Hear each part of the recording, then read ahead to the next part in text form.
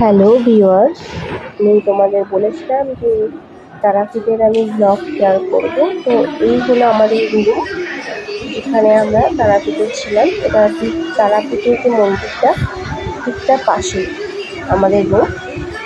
তবে ভালো করে দেখে নাও।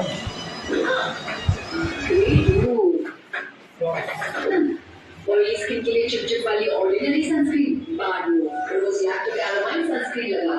इसका केवल ये एसएस ऑयल अब्सॉर्ब है और एसपीएफ 50 साल से कंप्लीट प्रोटेक्शन देती है, चिपचिप और वाइट कास्ट है। ऑयली स्किन के लिए तो lacto calamine oily skin care expert. भैया फिनाइल देगा? नहीं, मुझे फिनाइल चाहिए। भूल जाएंगे मैडम आप, शक्ति लाइजॉल का है। सिर्फ 70 रुपए में